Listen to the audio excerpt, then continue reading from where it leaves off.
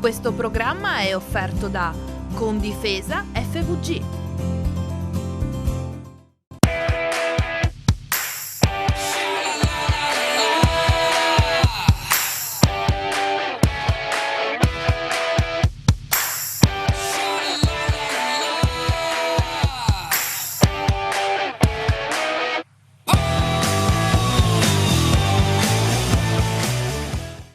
Ma il vino del Friuli Venezia Giulia si è difeso dal Covid?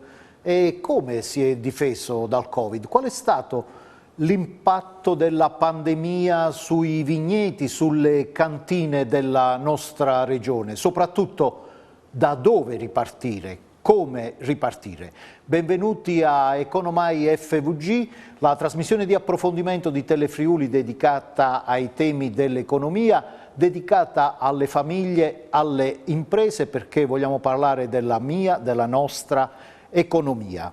Ecco allora tentare di dare delle risposte a queste domande con l'assessore all'agricoltura della regione Friuli Venezia Giulia, Stefano Zannier. Grazie Assessore per essere qui con noi. Grazie a voi, buonasera. E con il presidente di una delle realtà più rappresentative del mondo vitivinicolo della nostra regione, la DOC Friuli, il presidente Giuseppe Crovato. Grazie Presidente per essere qui. Grazie a voi e buonasera a tutti.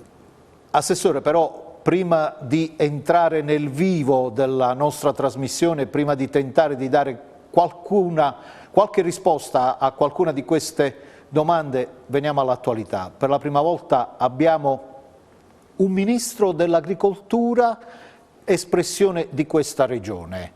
Che cosa ne pensa? Ma credo che sia comunque un'ottima opportunità anche per la capacità che ci sarà sicuramente di riuscire a leggere le esigenze del territorio, sia pur coniugandole con quelle più generali nazionali. Chiaro che questo sarà un momento anche delicato nel quale molti temi stanno arrivando, diciamo così, al nodo, molti problemi stanno arrivando nel punto in cui devono essere risolti, e quindi è estremamente importante. In questo caso credo sia anche estremamente foriero di buone prospettive avere un rappresentante di questa regione con il quale poter discutere di temi che poi possono essere toccati nel concreto. Nodi che arrivano al pettine, problemi che devono essere risolti. Quali sono i dossier sui quali attende dal ministro Stefano Patuanelli, il triestino Stefano Patuanelli, delle risposte concrete per la nostra regione? Innanzitutto credo che ci sia una discussione che, fatto salva la necessità anche per lui di riuscire a prendere coscienza della situazione nella quale dovrà operare, c'è un tema che ormai è urgentissimo e non può più essere rimandato, ovvero la ripartizione dei fondi europei tra le regioni, perché il riparto tra nazioni è stato già effettuato, quello tra regioni è un tema assolutamente discusso, su cui c'è un oggettivo non accordo tra le regioni stesse, perché 15 regioni, tra le quali il Friuli Venezia Giulia, ritengono che non sia più accettabile il vecchio criterio di suddivisione che prevedeva che il 50% delle risorse venisse destinato a 6 regioni e le altre 15 dovevano in qualche modo dividersi la parte rimanente. Quindi questo è un tema caldissimo e abbiamo urgenza di avere questa soluzione, perché poi dobbiamo far partire i bandi per la nuova gestione del 2021 e 2022. Altri temi sui quali attende di avere risposte dal Ministro? Ma più che altro ci saranno temi sui quali confrontarsi, ovvero come creare le condizioni affinché la nuova PAC con un piano strategico nazionale possa garantire la capacità di una regione come il Friuli Venezia Giulia di riuscire a valorizzare le proprie peculiarità. Noi abbiamo una differenziazione notevolissima nel nostro territorio e vogliamo mantenere la capacità di poterla supportare con le linee finanziarie. Poi ci sono temi più specifici, ma conto che si possono affrontare singolarmente proprio con un rapporto molto schietto e diretto. Mi toglie una curiosità, un assessore della Lega, come interloquisce con un ministro pentastellato? A voce, come cavolo vogliamo parlare? Io penso al telefono di persona in qualsiasi modo, purché riusciamo ad avere un contatto, e sono sicuro che questo sarà, però non creiamo delle difficoltà, diciamo così, concettuali quando poi dobbiamo tutti Usiamo la quanti... parola, non creiamo barriere ideologiche? Ma le ideologie, a prescindere, sono sempre sbagliate, le idee possono anche essere contrapposte, su quelle ci si confronta, però credo che non ci siano problemi legati alla capacità di dialogo, perché poi alla fine tutti saremo chiamati a dare risposte a temi molto concreti, e quindi anche tutte le partite ideologiche penso che avranno ben poco spazio per poter essere discusse. Crovato, lei che cosa pensa di un ministro friulano-giuliano alla guida del Ministero dell'Agricoltura? Ci sarà d'aiuto? Sicuramente, perché è una persona che conosce la nostra realtà e io penso che possa darci un aiuto. Sta a noi poi dopo interloquire in maniera positiva. Condivide le priorità che ha individuato Zannier? Sicuramente, mi sembra che ci siano anche i fondi europei in ballo, come PSR, che dovrà essere determinato nel prossimo settennio. Aggiunge un tema dal mondo del vino, delle vigne, dei vigneti, a quelli che ha elencato Zannier. A me ne verrebbe uno in mente, però lascio a lei e poi magari se lei non lo cita lo ricordo io. Sicuramente è la promozione. Noi ci ritroviamo ad aver perso buona parte delle vendite nel 2020. Il 2021 parte molto male e quindi dovremmo fare un'azione pesante per riconquistare i mercati, perché sarà una situazione generale, anche gli altri sicuramente non avranno potuto vendere e quindi c'è il prodotto in cantina che dobbiamo assolutamente riposizionare, perché oltretutto dobbiamo tenere presente che fra 6 mesi ha già anticipato i temi che svilupperemo dopo. Io pronuncio solamente 2 parole, vediamo se il 2021 sarà l'anno decisivo con un ministro di questa terra. Ribolla gialla. Ribolla gialla è una bellissima realtà che diciamo che ha galoppato molto più forte di quello che si pensava. Ci troviamo con circa 1700 ettari messi giù con un grande ottimismo. In realtà poi il mercato la sta assorbendo molto bene a livello nazionale, molto male a livello internazionale.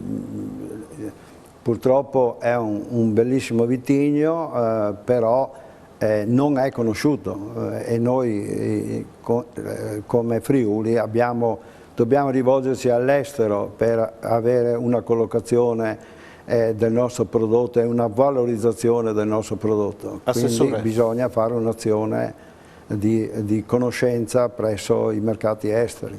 Assessore, ribolla gialla sarà l'anno decisivo, finalmente.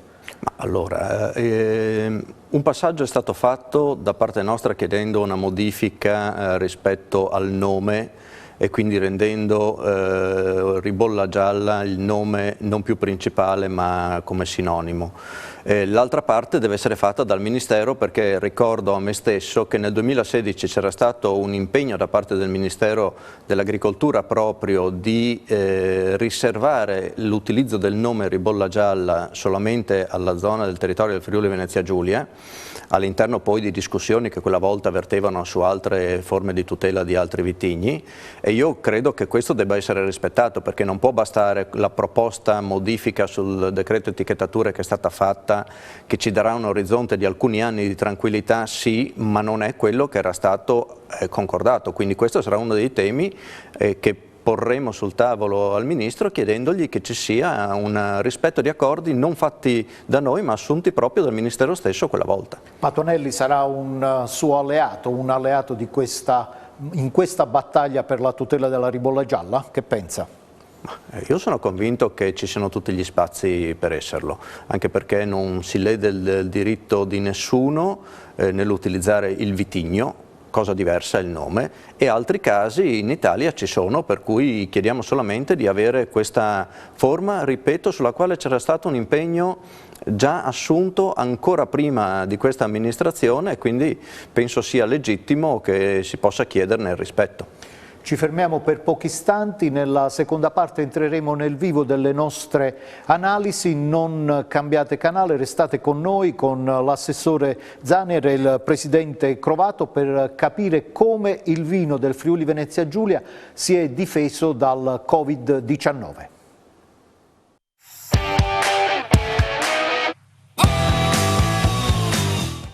Pandemia, Covid, il mondo del vino del Friuli Venezia Giulia come si è difeso? Banca Intesa ha fatto un'analisi, una ricerca estremamente accurata. Ascoltiamo Anna Maria Moressa, che è una economista esperta del Triveneto per la direzione studi e ricerche della banca, alla quale abbiamo chiesto qual è stato l'effetto della pandemia sul mondo del vino del Friuli Venezia Giulia. Ascoltiamo.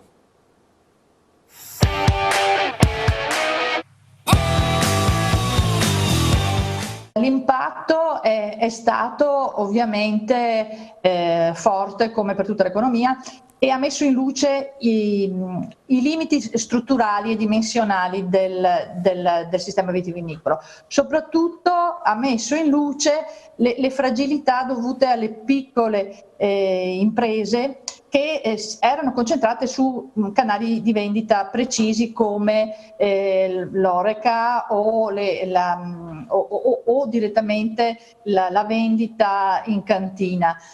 Purtroppo il lockdown di primavera ha dato un freno al settore, che ha perso quasi un 30%, ha toccato un meno 30% nel mese di aprile. Poi con l'estate la situazione è migliorata, addirittura c'è stato anche un rimbalzo sul mercato italiano, è andato a un più 4%, e per poi ritornare in autunno ad avere un rallentamento dovuto alla pandemia. Cioè, quindi in questo stop and go se ne è avvantaggiata la grande distribuzione, perché quando si ferma l'Oreca aumenta il consumo domestico. Le esportazioni, dottoressa Moressa? Le esportazioni sono state importanti nel momento anche della crisi, del massimo lockdown di primavera, perché hanno retto un po' meglio l'impatto. È certo che il settore ha perso nel secondo i vini del Friuli hanno perso un 28% nel secondo trimestre, nel terzo trimestre sono tornati solo a un meno 1%, quindi hanno avuto un grosso recupero, che hanno fatto soprattutto anche su mercati, alcuni importanti come il Regno Unito, ma anche nuovi mercati come il Giappone, i Paesi Bassi e la Svizzera, mentre hanno sofferto su mercati molto importanti come gli Stati Uniti e la Germania. Soprattutto Udine ha tenuto nel Regno Unito, e invece Pordenone ha tenuto meglio negli Stati Uniti.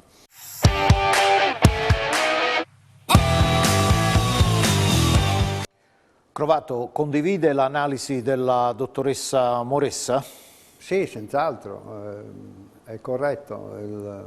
Diciamo che l'anno scorso si è partiti molto bene, poi si è perso il secondo trimestre, il terzo trimestre ha recuperato, il quarto trimestre è andato calando. E il primo trimestre del 2021? Del 2021 è molto giù, speriamo che recuperi, però il fatto che in tutti i mercati ci siano lockdown più o meno aperti e duraturi, questo pregiudica sicuramente il consumo del prodotto. Il consumo familiare rimane sempre marginale, è nell'occasione, nella cena fra amici, è nell'evento, non dico i matrimoni, dove c'è un consumo particolare e si beve magari un bicchiere di più. Infatti la grande distribuzione ha avuto un aumento, come l'e-commerce ha avuto un aumento, la grande distribuzione un 7-8% e l'e-commerce sicuramente molto di più. Abbiamo visto che tante aziende si sono attrezzate nell'e-commerce, da un'analisi all'inizio 2020 c'erano solo 7 aziende che avevano l'e-commerce in Friuli e nel giro di un anno sono passate a 196, 197. Assessore, la interrompo per sapere dall'assessore se condivide questa analisi, soprattutto la parte finale alla quale faceva riferimento Croatto, la partenza del 2021. Qual è lo scenario che lei intravede? I dati sono sicuramente corretti perché una delle poche cose certe è il dato rilevato e su questo diciamo che abbiamo fatto la fotografia. Lo scenario dipende in maniera diretta da quella che sarà l'evoluzione della situazione della pandemia e quindi di tutte le restrizioni. Perché prima i dati ci hanno dato una fotografia che se andassimo a sovrapporla rispetto a quello che è stato l'andamento delle restrizioni, non tanto della pandemia ma delle restrizioni nel 2020, vedremmo che il primo periodo ovviamente del lockdown duro, ferreo, ha avuto un crollo assoluto, dopodiché nel periodo fine primavera inizio estate c'è stato un rimbalzo fortissimo che ha fatto recuperare, ed era quel passaggio che ha fatto recuperare una quota di quello che era stato in qualche modo lasciato sul terreno. Però la preoccupazione rispetto al 2021, che avrà una situazione anche di propensione da parte del consumatore all'acquisto, ed è questa la vera preoccupazione che abbiamo, sarà determinata da quelli che saranno le misure e i tempi nei quali si esauriranno le misure di contenimento e quindi che bloccano le attività. Basta solamente ricordare che con le chiusure alle 18 dei bar e dei ristoranti la vera quota di consumo viene azzerata, e non solo nel Paese Italia ma anche negli altri stati, e questo è il vero problema. Sicuramente ci sarà un rimbalzo e a mio modo di vedere è anche importante nel momento in cui si allenteranno queste misure di contenimento, perché dovrà essere così, vuoi per la campagna vaccinale, vuoi per la stagione, vuoi perché non potremo continuare in queste condizioni. Il vero dubbio è quale sarà il punto di riposizionamento una volta esaurito l'effetto rimbalzo, ovvero quanto in alto si posizionerà il livello di mercato, non solo in volumi ma anche in prezzi di vendita, perché i parametri devono viaggiare assieme. Quale sarà il nuovo equilibrio e il nuovo trend? Esatto. Sa che cosa mi ha colpito in questa ricerca di Banca Intesa, che peraltro vi invito a leggere? La capacità del mondo del vino, del Friuli Venezia Giulia, di andare a pescare i mercati dove la domanda era ancora forte, nonostante decine di migliaia di chilometri di distanza. Quella crescita, quell'exploit del Giappone è sintomatico da questo punto di vista. Ascoltiamo la testimonianza del rappresentante di una delle nicchie produttive della nostra regione proprio sul tema dell'export.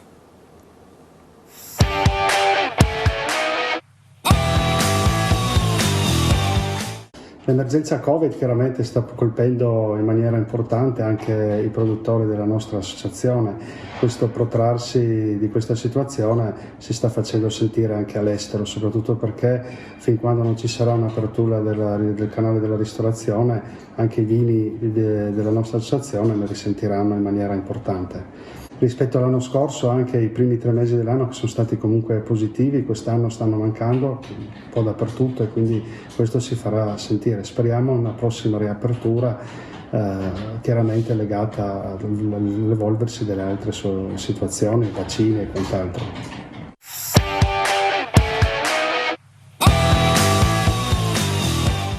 Era Martin Figel, il presidente dell'Associazione dei produttori della ribolla gialla di Oslavia, una nicchia produttiva conosciuta e apprezzata in tutto il mondo. Ma lei, Crovato, rappresenta invece i numeri dell'esportazione di questa regione. Quali sono state le difficoltà e quali sono le speranze perché il vino targato Friuli possa ritornare con grandi numeri sui mercati internazionali?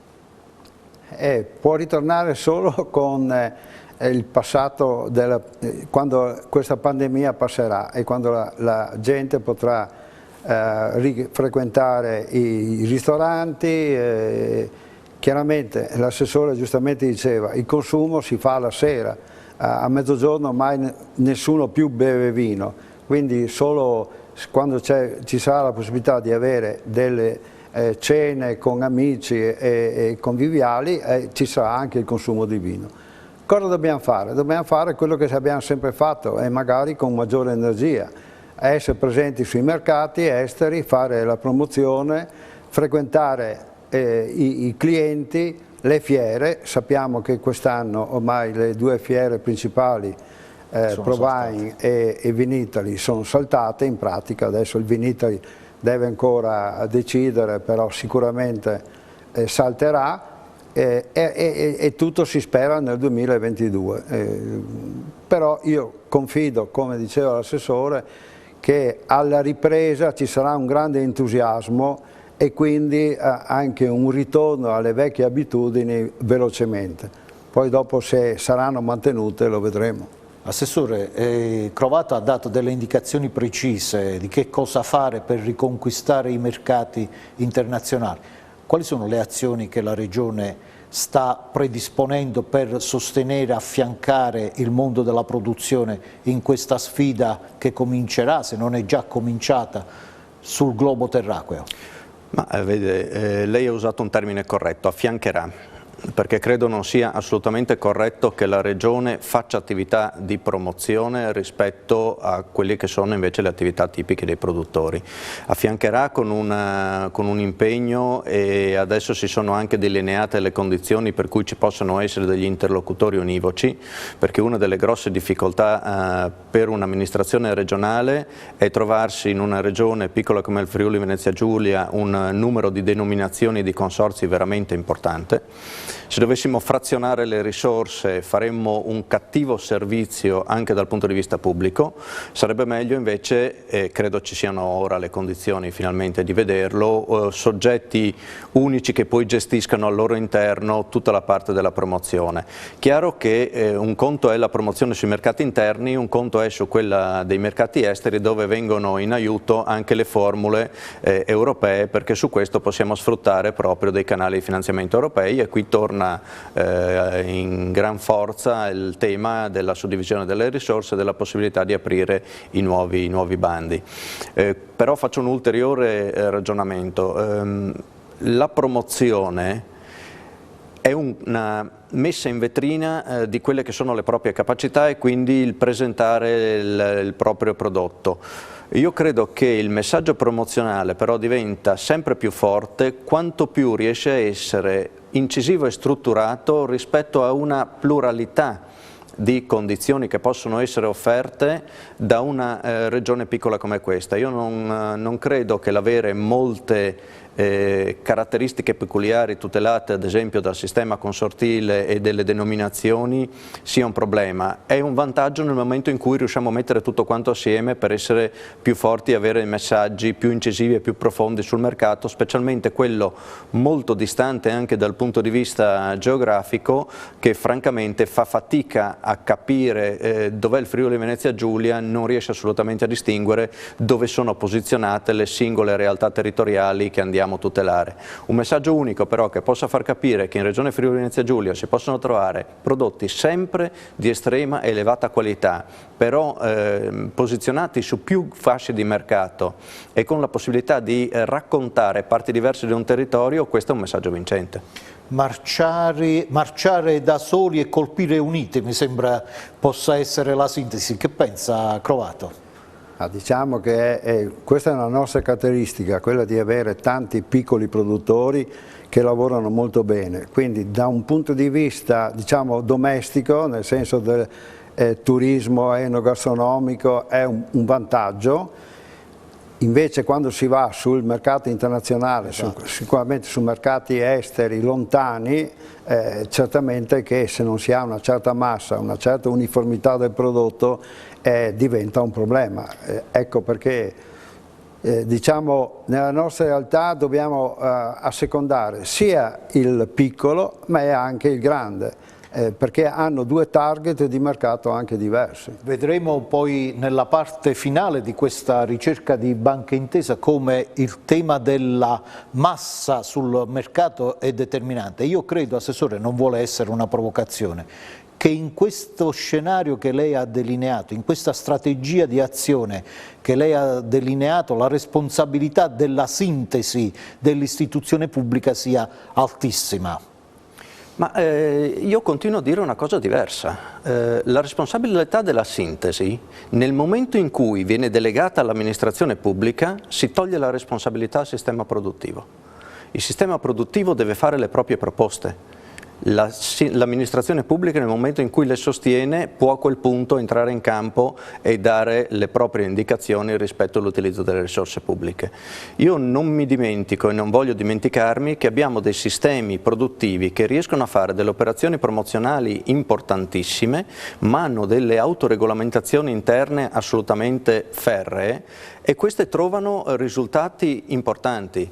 Non è solo una questione di chi lo fa e chi non lo fa, ma lo dico anche sapendo di non essere particolarmente simpatico nel dirlo, perché credo che debba essere prima di tutto una coscienza non tanto dei rappresentanti che stanno governando il sistema, ad esempio delle denominazioni, che sicuramente questo lo sanno benissimo, ma di tutti, di prendere coscienza. Tutti, a partire dai produttori. A partire dal primo dei produttori, non dico l'ultimo perché sarebbe scorretto, ma dal primo dei produttori, che queste sono scelte che coinvolgono una visione comune che deve essere trovata proprio da chi questo lo fa di mestiere, perché a questo punto ci si trova più coscienti di fronte alle sfide del mercato, che non consentiranno più ai sistemi pubblici di essere determinanti in quelle che sono le linee. Potranno supportare, la prima parola che abbiamo utilizzato, incentivare, agevolare, aiutare, affiancare, ma non decidere.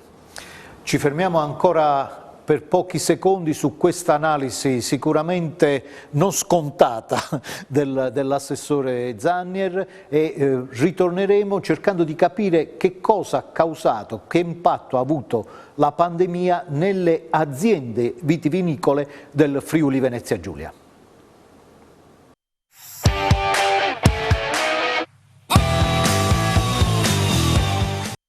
Eccoci a Economai FVG, stiamo cercando di capire qual è stato l'impatto dell'epidemia da Covid-19 sul mondo del vino, della produzione agricola vitivinicola del Friuli Venezia Giulia. In questa parte della trasmissione vogliamo capire quali sono stati gli effetti nelle aziende, perché ricordiamo che quel vino che abbiamo nel nostro calice ha alle spalle delle aziende che devono stare in equilibrio e devono soprattutto garantire un rapporto giusto fra costi e ricavi. Ci facciamo aiutare in questa analisi ancora una volta da Anna Maria Mores di Banca Intesa. Ascoltiamola.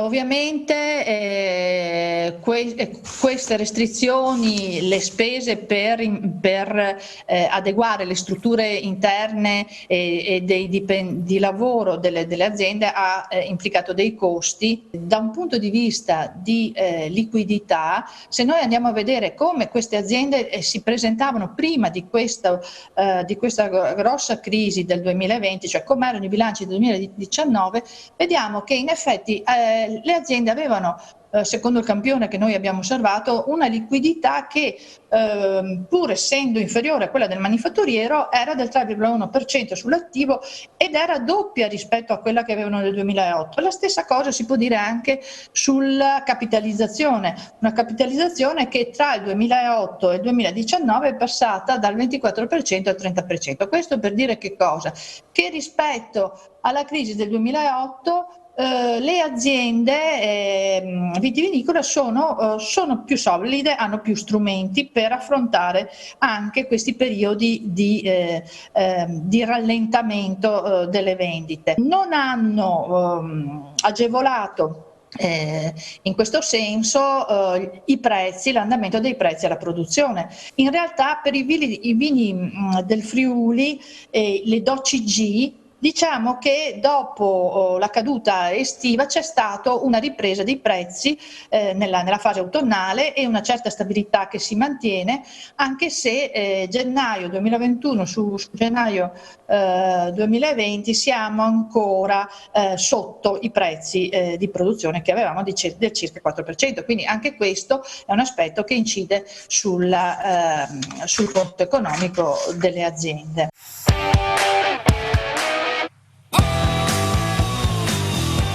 E così è chiaro perché abbiamo scelto questa ricerca di Banca Intesa come base dei nostri ragionamenti, perché Assessore, esattamente come ha fatto lei un attimo fa, ci dà un'analisi assolutamente non scontata. Che cosa ci ha detto la dottoressa Moressa?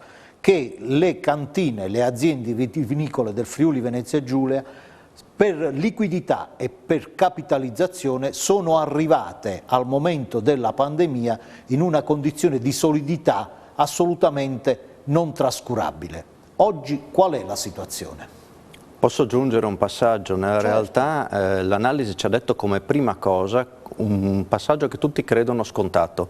Le imprese vitivinicole, ma in generale tutte le imprese agricole, sono prima di tutto imprese. E questo passaggio significa che il concetto di capitalizzazione, il concetto di liquidità, di gestione del cash flow, di gestione dei flussi finanziari, dei rate degli ammortamenti sono da tenere nella stessa identica considerazione come fosse un'industria manufatturiera. Infatti il paragone è stato fatto proprio con l'industria manufatturiera. Ed è per questo che il paragone è corretto. Quindi oggettivamente il punto di arrivo era un punto di arrivo sicuramente più solido rispetto a quello del 2008. Chiaro che questa situazione avrà degli squilibri di tipo principalmente finanziario, meno quello patrimoniale, però è altrettanto evidente che tutto dipenderà da quali sono i tempi sostanzialmente della ripresa prima di andare ad intaccare quella capitalizzazione o quella patrimonializzazione. Questo sarà determinante per riuscire poi a creare le condizioni della ripartenza e della strutturazione. L'ultima considerazione è quella che anche determinati stati di consistenza patrimoniale piuttosto di capitalizzazione dipendono dalle tipologie degli investimenti che si sono realizzate negli anni, perché vi sono investimenti che riescono ad essere produttivi, altri che diventano produttivi ma in una formula diversa, magari sul posto, magari in condizioni particolari. Quindi oggi chi ha fatto investimenti che consentono all'azienda di essere più performante sul mercato risente di meno, chi ha fatto degli investimenti magari meno legati alla capacità produttiva e di concorrenza dell'azienda e più legati a creare delle strutture pur migliori, ecco, qui sconteranno sicuramente di più. Assessore, mi faccia essere un attimo solo cattivo. Lei ha fatto la distinzione fra investimenti produttivi e investimenti poco produttivi. Mi ha subito fatto venire in mente il debito buono e il debito cattivo. Mi dica, secondo lei, le aziende viticole del Friuli Venezia Giulia hanno fatto investimenti giusti negli anni passati, per cui possono guardare con fiducia, con speranza al futuro, o devono preoccuparsi? Dal suo osservatorio poi facciamo la domanda a Crovato. Ma dal mio osservatorio gli investimenti giusti sono quelli che diranno fra qualche mese che hanno reso il merito dell'investimento. Non serve che lo diciamo noi, ci saranno delle situazioni sicuramente che avranno delle condizioni più difficili, ma non credo assolutamente non risolvibili, tranne i casi sui quali oggettivamente non si riesce a fare nulla, però questa distinzione tra investimento buono e investimento cattivo non è nella qualità dell'investimento, ma in quello che con quell'investimento si voleva ottenere. Se questo era aumentare competitività, marginalità rispetto al prodotto, capacità di penetrazione e di presenza sul mercato e capacità tecniche. Prego? Anche scelta del vitigno. Anche scelta del vitigno è una tra le scelte aziendali ed è per questo che io prima continuavo a dire che la scelta aziendale non può essere imposta, perché anche la tipologia del vitigno da andare in qualche modo a spingere non può essere imposta da qualcuno che sta fuori dal sistema produttivo, perché se lo facciamo e sbagliamo il tiro, abbiamo creato un danno a degli imprenditori che invece devono essere nella condizione di poter scegliere sulla base delle loro valutazioni, delle loro letture, di quelle che sono le condizioni con le quali si vogliono porre sul mercato. Crovato, continuiamo su questa strada del vino che ha poca poesia tanta filosofia, tanta concretezza di queste cantine che producono delle cose meravigliose per i nostri sensi, ma che devono anche fare i conti economici. Qual è la situazione dal suo punto di vista? Io sono anche presidente della cantina di Bertiolo ormai da 25 anni e questi sono gli argomenti all'ordine del giorno, cioè gli investimenti e come farli. Naturalmente è giusto farli e che siano produttivi, perché gli investimenti devono essere ripagati. In linea generale posso dire che da quelle che sono le mie conoscenze, salvo qualcuno, gli investimenti che sono stati fatti nelle cantine sono stati fatti in tecnologia, in magazzino, quindi in servizio per anche i clienti. in sostenibilità?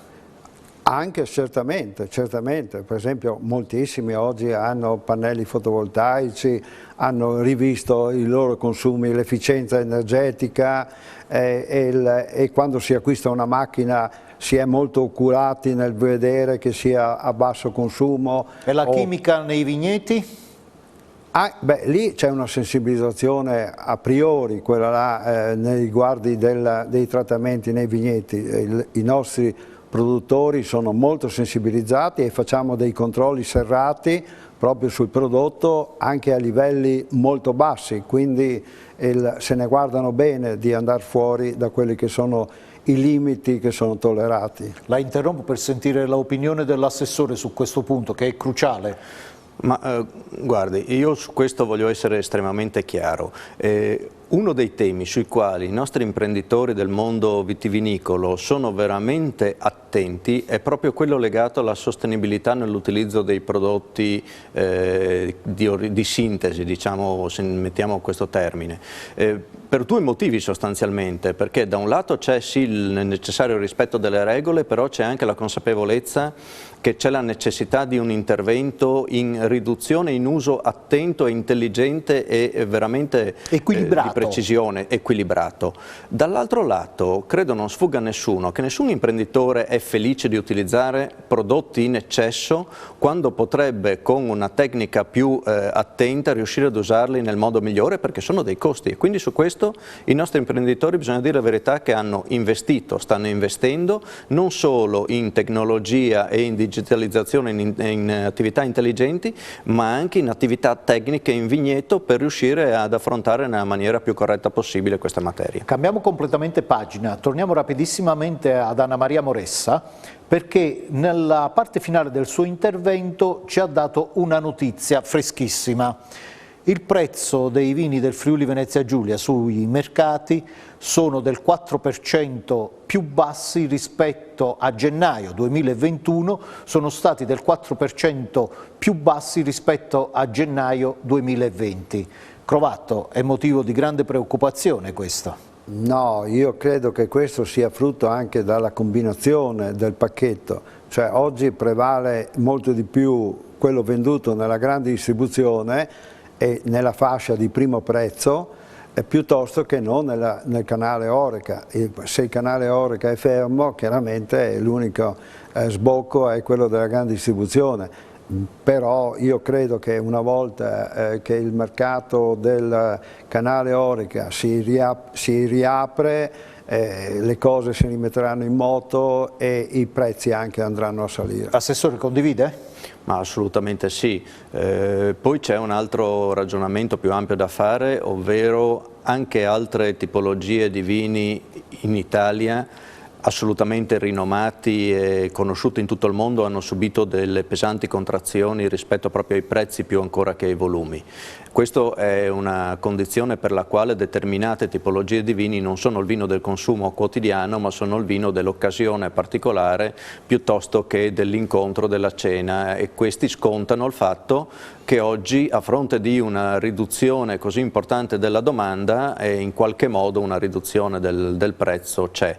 È chiaro che, lo dico sempre come condizione per la quale dovremmo lavorare, l'idea è di non guardare a quanto abbiamo perso e cercare di tornare a dove eravamo, ma se dobbiamo fare una politica di diciamo così, di mercato, cerchiamo di riposizionarlo ancora più alto di dove era prima, perché a calare c'è sempre tempo. E allora, per guardare al futuro, brevissima pausa, e tutto il nostro ultimo pezzo di trasmissione, di analisi, di approfondimento sarà rivolto a che cosa fare per ripartire, come ripartire, da dove ripartire.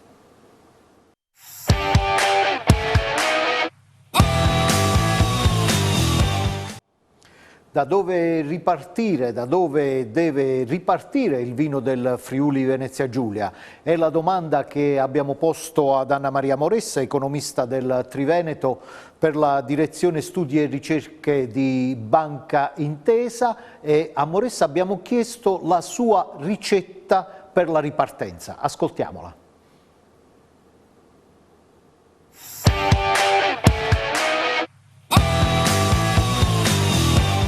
Lo sbocco sui mercati esteri è importantissimo perché riescono a dare diversificazione delle vendite e ci sono grosse potenzialità anche in paesi lontani. Certo che per poter andare sui mercati esteri occorre avere una dimensione adeguata.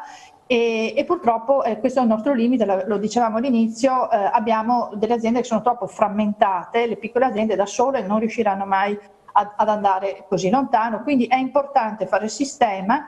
Ed è importante anche aggregarsi. C'è poi l'altro aspetto che deve essere quello della qualità. La qualità deve sempre essere messa al primo posto, perché solo aumentando la qualità del prodotto si può anche, aggiungendo valore al prodotto, si può anche avere un prezzo sul mercato superiore e quindi avere una maggiore redditività. Poi c'è ovviamente il tema di comunicare questa sostenibilità, questa qualità, e comunicarla anche cavalcando il tema della sostenibilità e della unicità del vitigno, perché legata al territorio. Il Covid ha limitato le occasioni di incontro, ha limitato le ferie, quindi ci sarà sarà molto importante utilizzare tutti gli strumenti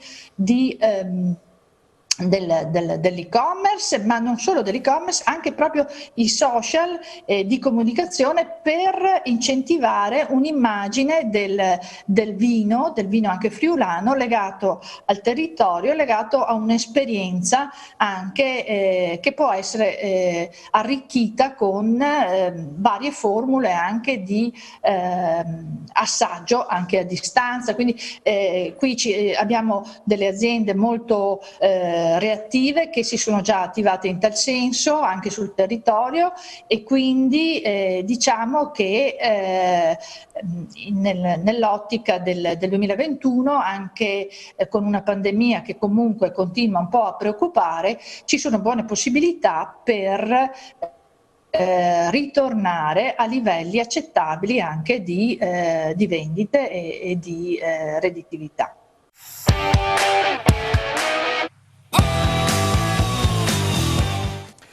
Crovato, la dottoressa Moressa ha dato la ricetta perché il vino aggredisca il virus, combatta la pandemia.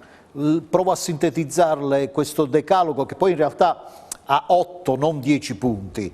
Continuare a esportare, aumentare le dimensioni aziendali anche con aggregazioni, continuare a puntare sulla qualità, valorizzare il territorio e la biodiversità, sostenere le produzioni di nicchia destinate a nicchie di mercato a forte valore aggiunto, sostenibilità aziendale e produzione bio, vecchie e nuove forme di enoturismo.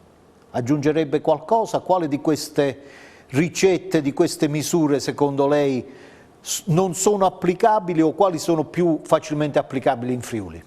Io credo che siano tutte applicabili, però con obiettivi diversi.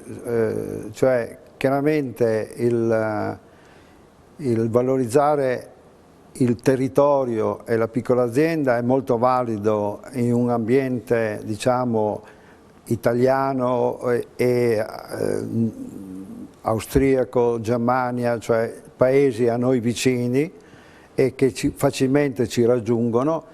Molto più difficile è usare questi come leva, per esempio, non so, in Giappone, piuttosto che in Asia, piuttosto che in Sud America.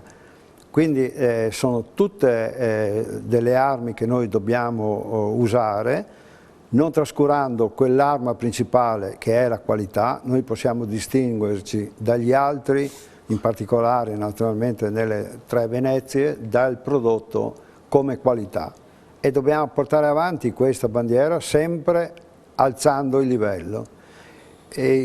Poi chiaramente le aggregazioni delle aziende piccole diventano necessarie, per quanto molto difficili, vedo da realizzare, perché nell'azienda piccola il prodotto è artigianale, quindi ogni artigiano vede il suo prodotto come inimitabile, come prodotto unico, quindi il mettersi insieme è più difficile. È più facile su un prodotto industriale, un prodotto omogeneo.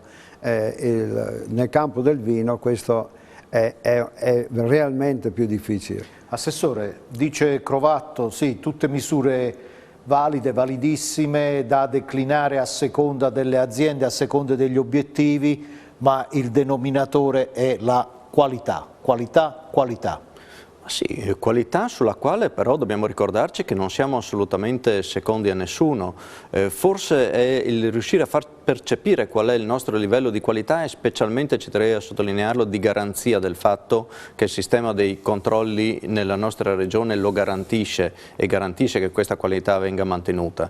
In un modo o nell'altro è stato più volte evidenziato che questo sistema c'è, funziona e consente quindi di essere una tranquillità, una garanzia, una certezza.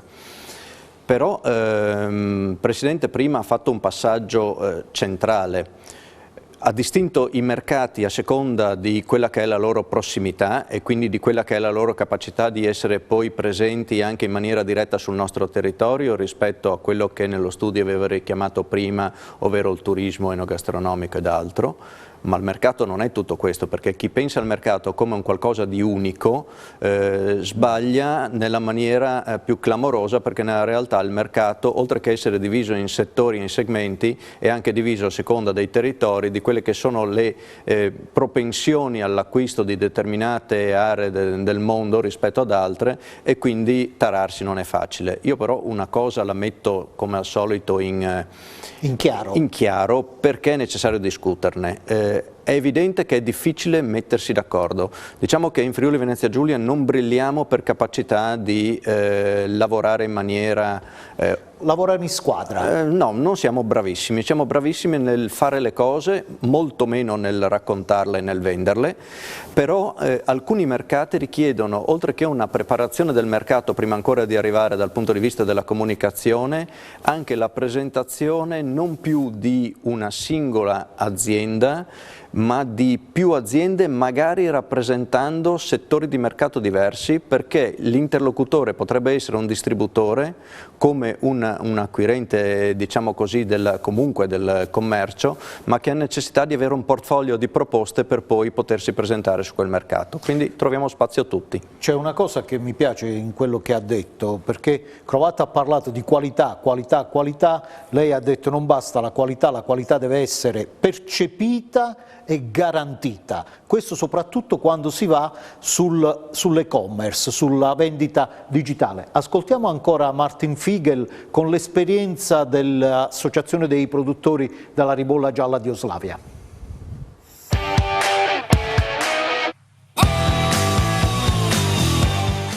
Per quanto riguarda l'e-commerce è stata una mano soprattutto per le aziende che hanno già lavorato su questo negli anni passati.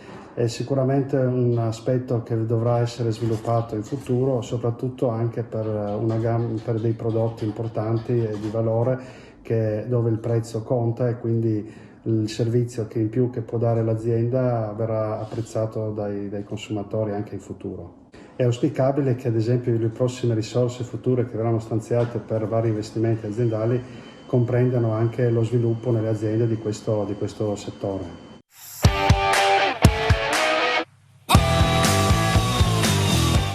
Crovatto, sicuramente il futuro è fatto atto di tante leve che devono essere mosse, come giustamente ha detto prima, a seconda degli obiettivi. Che spazio, che ruolo lasciamo all'e-commerce per i nostri vini? L'e-commerce sicuramente avrà un'espansione in futuro, ha avuto una grossa accelerazione con il Covid, perché naturalmente rimanendo a casa tutti hanno cominciato a pensare all'acquisto via online.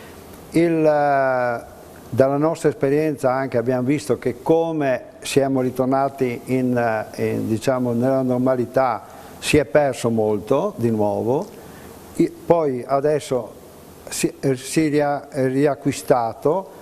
Io credo che in futuro sarà in ogni caso una via da percorrere, anche se non possiamo aspettarci, almeno diciamo nel medio periodo, che si possa arrivare a dei grandi numeri tipo Asia, no? Con Alibaba o cose del genere. Assessore, che ruolo assegna la Regione all'e-commerce per i nostri vini? L'e-commerce è una formula di commercio, quindi va benissimo, è centrale, in certi momenti riesce a funzionare anche quando le altre formule non possono essere applicate e la pandemia lo dimostra. È una formula che non ha un confine e quindi penetra molto bene rispetto alla capacità di raggiungere mercati antedistanti. Sicuramente funziona molto meglio in modo inversamente proporzionale rispetto alla quantità del prodotto che si intende collocare, perché se devo collocare 300 ettolitri di vino in e-commerce la vedo un po' difficile, se devo collocare 300 bottiglie probabilmente la cosa è completamente diversa, però a quel punto significa che anche il valore di quei due prodotti probabilmente è di categoria diversa. Assessore, la conclusione, la Moressa al termine della sua ricerca, del suo studio, ha aperto una prospettiva di grandi speranze per il vino del Friuli Venezia Giulia nel 2021. Lei condivide questa prospettiva?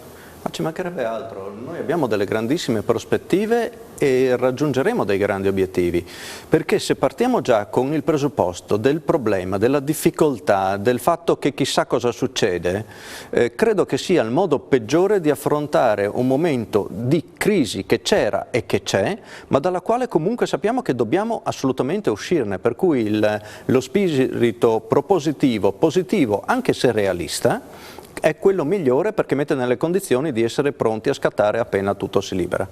Ringraziamo l'assessore Zanni, ringraziamo il presidente della DOC Friuli Crovatto e chiudiamo con le parole dell'assessore. C'è stata la pioggia, c'è stato il temporale, ma prima o poi uscirà il sole e dobbiamo essere pronti a cogliere le opportunità che le belle giornate di sole sicuramente ci riserveranno. Grazie per averci seguiti fin qui e appuntamento a giovedì prossimo.